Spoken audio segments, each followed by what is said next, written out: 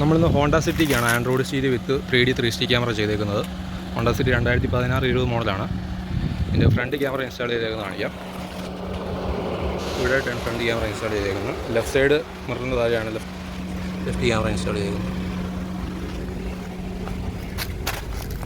ഇത് ബാക്ക് ക്യാമറയാണ്.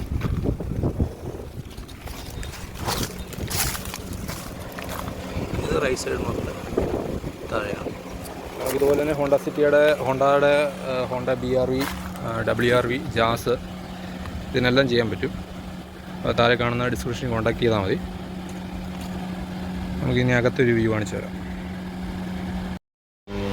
ഇതിപ്പോൾ ഹോണ്ട സിറ്റിയുടെ ഫുൾ സെറ്റ് പാനലെല്ലാം ഉൾപ്പെടെയാണ് ഇൻസ്റ്റാൾ ചെയ്തേക്കുന്നത്. സോക്കറ്റ് ടു സോക്കറ്റ് കണക്ഷനാണ്, വയർ കട്ടിങ്ങോ കാര്യങ്ങളൊന്നുമില്ല. ഫുൾ സെറ്റ് പാനൽ, അത് ഫുൾ ഡിസൈൻഡായിട്ട് വരുന്ന പാനലാണ് ഹോണ്ട സിറ്റിയുടെ.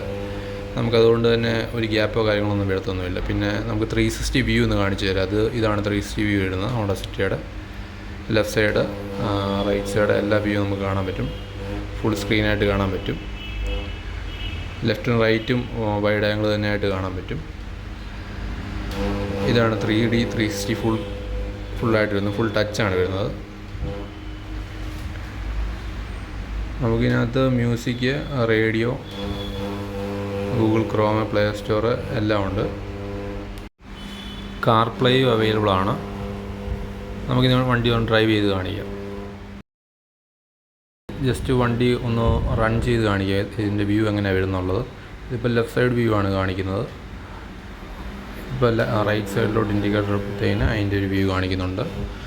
ഓട്ടോമാറ്റിക്കായിട്ട് തന്നെ ഫ്രണ്ട് വ്യൂ വന്നു. വീണ്ടും ലെഫ്റ്റ് സൈഡിലോട്ട് ഇൻഡിക്കേറ്റർ ഇട്ടേക്കുവാണ്. വണ്ടി മൂവ് ചെയ്യുന്നതെല്ലാം നമുക്ക് രണ്ട് പോർഷനായിട്ട് കാണാൻ പറ്റും. ഒന്ന് ബാഡ് വ്യൂ, ഒന്ന് ഫുള്ള് ഏത് ഇൻഡിക്കേറ്ററാണോ ഇട്ടേക്കുന്നത് അതും വരും. ഫ്രണ്ടാണെങ്കിൽ ഫ്രണ്ടും വരും. രണ്ട് ആംഗിളിലാണ് ഇത് കാണിക്കുന്നത്. വളരെ വ്യക്തമായിട്ട് തന്നെ നമുക്ക് സൈഡെല്ലാം കാണാൻ പറ്റും.